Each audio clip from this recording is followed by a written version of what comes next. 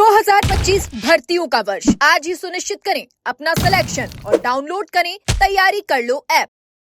देखिए, अभी बदलाव हुआ नहीं है।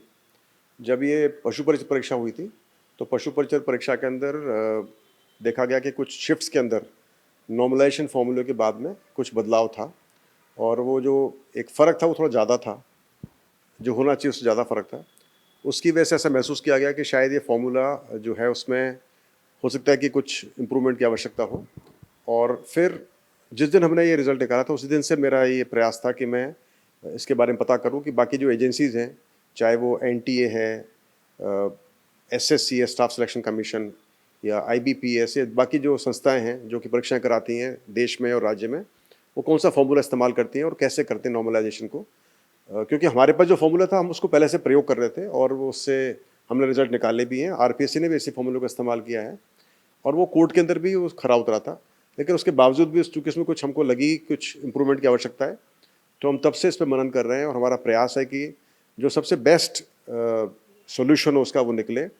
और इसके चलते मुझे 2 फार्मूले नज़र आए। एक फार्मूला था परसेंटाइल का पी मेथड, जो कि शायद गेट में इस्तेमाल होता है, और उसके बाद अभी कुछ समय पहले एसएससी ने, स्टाफ सिलेक्शन कमीशन ने 4 जून को उन्होंने एक नया फार्मूला डिक्लेयर किया है। काफ़ी एक अच्छी कमेटी बना के एक्सपर्ट्स की उन्होंने इस पर मनन करके किया था।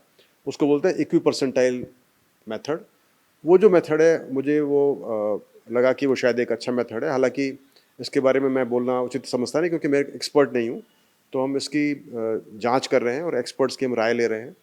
और हमारा प्रयास ये होना चाहिए कि जो हम ये मल्टी शिफ्ट में विभिन्न पारियों में परीक्षाएं कराएं, तो जितना हो सके हर एक पारी से लगभग समान प्रोपोर्शन के अंदर समान परसेंटेज के बच्चे सेलेक्ट हों और ऐसा नहीं लगे कि किसी एक शिफ्ट ज़्यादा बच्चे हो गए, एक से कम हो गए, उससे असंतोष होता है।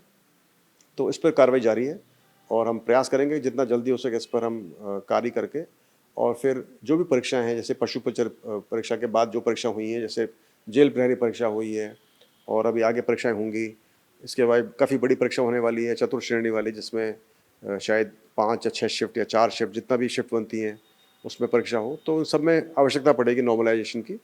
तो हमारा प्रयास होगा कि यदि हमको एक हमारी बोर्ड का निर्णय होता है इसके ऊपर, तो हम उस आधार पर नए फार्मूले का इस्तेमाल करके हम नॉर्मलाइजेशन करें। और मुझे उम्मीद है कि वो उससे कोई असंतोष नहीं होगा, वो सभी को सर्वमान्य होगा।